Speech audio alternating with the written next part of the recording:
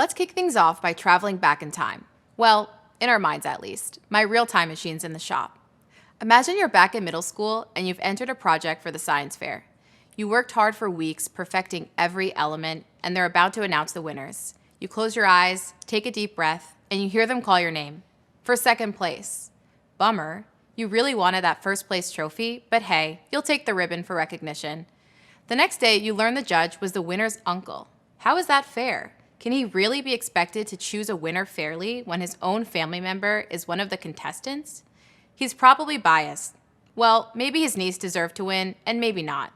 But the point is, it's very easy to make a case for bias in that scenario.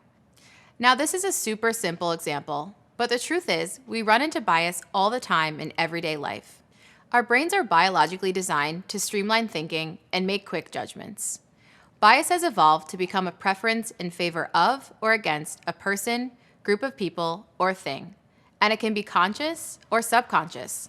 The good news is, once we know and accept that we have bias, we can start to recognize our own patterns of thinking and learn how to manage it. It's important to know that bias can also find its way into the world of data. Data bias is a type of error that systematically skews results in a certain direction. Maybe the questions on a survey had a particular slant to influence answers, or maybe the sample group wasn't truly representative of the population being studied. For example, if you're going to take the median age of the US patient population with health insurance, you wouldn't just use a sample of Medicare patients who are 65 and older. Bias can also happen if a sample group lacks inclusivity.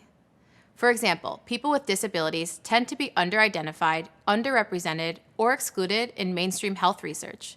The way you collect data can also bias a dataset. For example, if you give people only a short time to answer questions, their responses will be rushed. When we're rushed, we make more mistakes, which can affect the quality of our data and create biased outcomes. As a data analyst, you have to think about bias and fairness from the moment you start collecting data to the time you present your conclusions. After all, those conclusions can have serious implications. Think about this. It's been acknowledged that clinical studies of heart health tend to include a lot more men than women. This has led to women failing to recognize symptoms and ultimately having their heart conditions go undetected and untreated. That's just one way bias can have a very real impact. While we've come a long way in recognizing bias, it's still led to you losing out to the judge's niece at that science competition. And it's still influencing business decisions, healthcare choices and access, governmental action, and more. So we've still got work to do. Coming up, we'll show you how to identify bias in the data itself and explore some scenarios when you may actually benefit from it.